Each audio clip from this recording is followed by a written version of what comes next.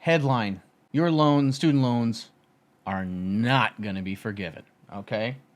And I'm going to tell you why. Number one, there is over $1 trillion. I think it's closer to $1.4 trillion in student debt. More than credit card debt now, medical debt.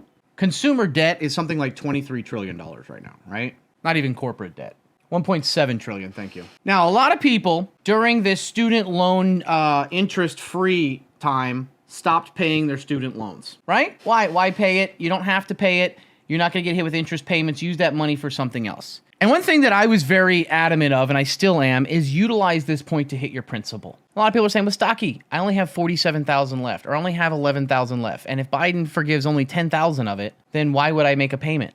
Why not wait for that? Well, it's all about paying down the principal. And I just posted a YouTube video a couple days ago or last week about how to prepare for a recession. And one of the biggest things you can do to prepare for a recession is, instead of trying to time the bottom on stocks or buy downside or upside, is go for the guarantee. And the guarantee is your debt, right? You're going to have to pay back your debt. Regardless if SPY is at 600 or 200, you still got to pay your debt. Right now with student loans, you're getting the opportunity to make 100% of your payment hit the principal because there's no interest. Why is student loan forgiveness not going to happen? If there was a chance for it to get forgiven, that window, okay, is closed. All right? It is boarded up. It is shut.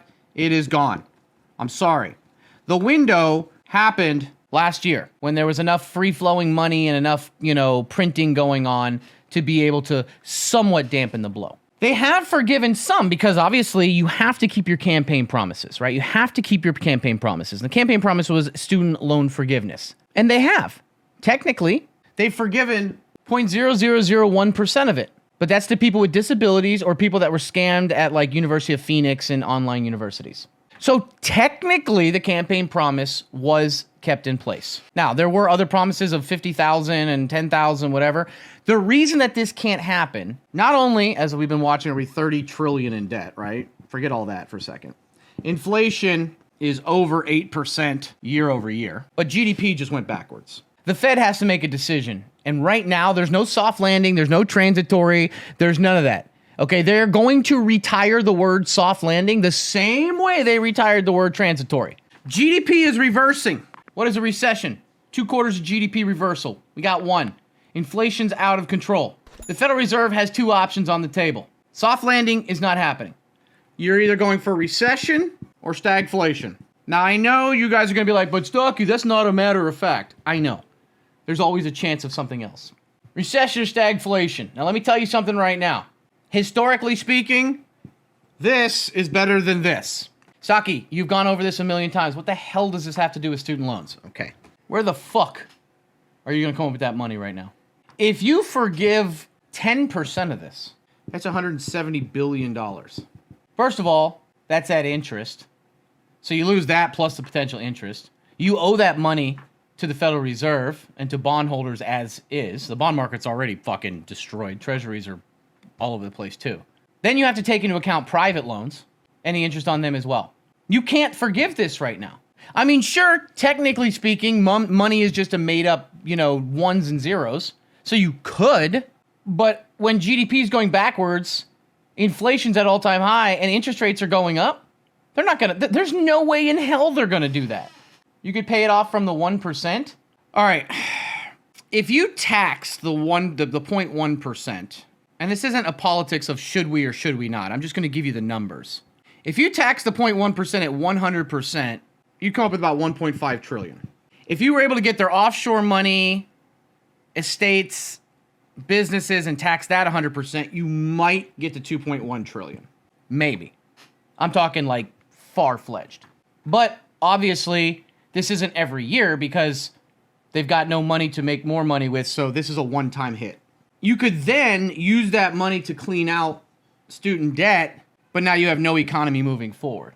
Remember, I'm not making a slate of should we raise the taxes on 0.1 or something like that. I'm responding to the question of we can pay for it by taxing the 1%. You could, you are right.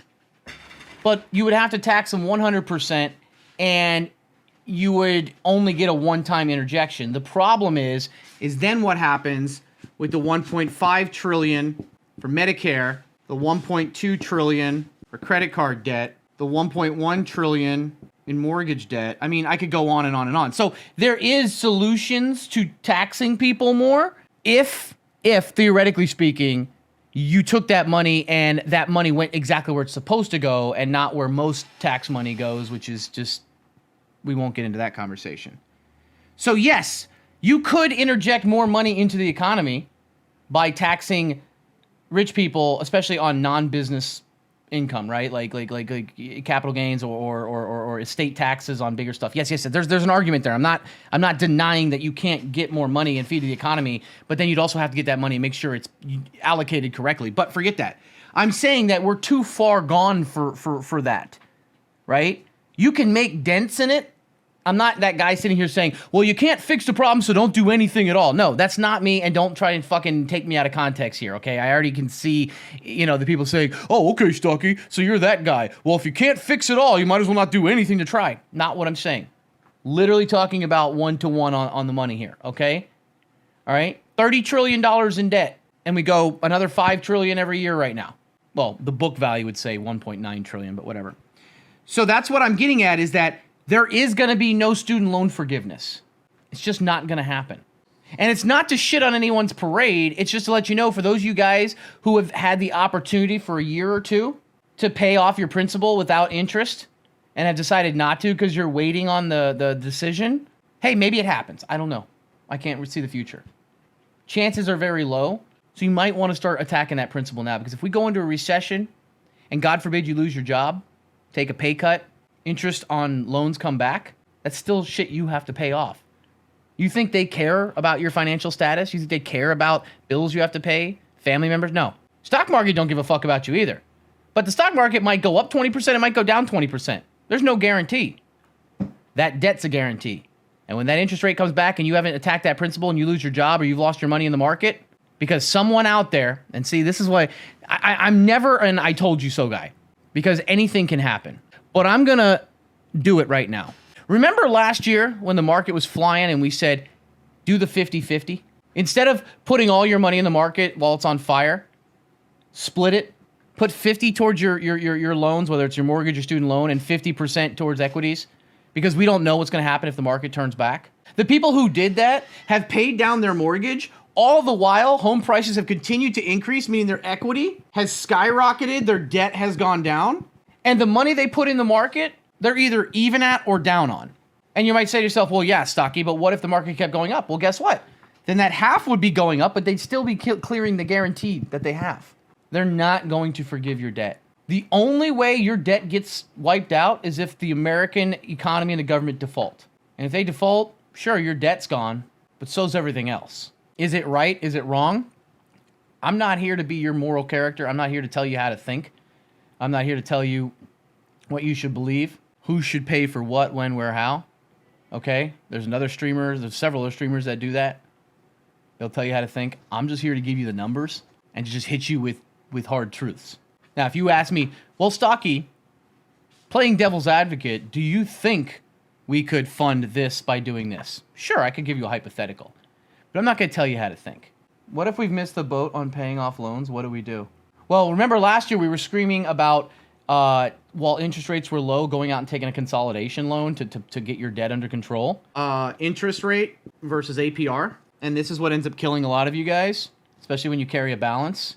And if you have multiple credit cards or multiple pieces of debt, and they're at like 22 APR and 25 APR and whatnot, and you're just living one-to-one, even with interest rates going back up, especially at a credit union, you can get consolidation loans for 10% or potentially under and pay these all off at once. And instead of paying one higher interest with one higher interest, and then you miss one payment and it's just you're just fucking in the hole again, you can consolidate them all with a single loan, pay that directly at a lower interest rate. And even if you miss a payment on that, you're not going to get nearly as fucked.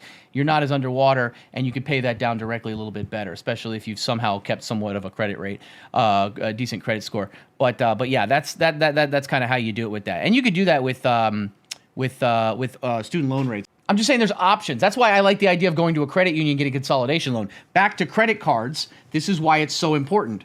Before all of you fake financial advisors in here come in and say, well, actually, listen, everybody's situation is different. But let me tell you something right now. You have 3 credit cards that you're paying one off with another at 27% or 22% APR. One missed payment, you're in the hole, and then it's a cycle that goes down. But going and taking out a loan, that's the value of the principal you own, paying it off in one shot, and it's 10% or less. Single payment, less interest, and even if you miss it, you don't go underwater as fast. Sure, there's risks associated with it. A lot better than that, though. Biggest risk in life is never taking any risks. I'm here to break down basics and generalize things, guys. I'm not here to baby anybody or tell them what their specific individual thing is.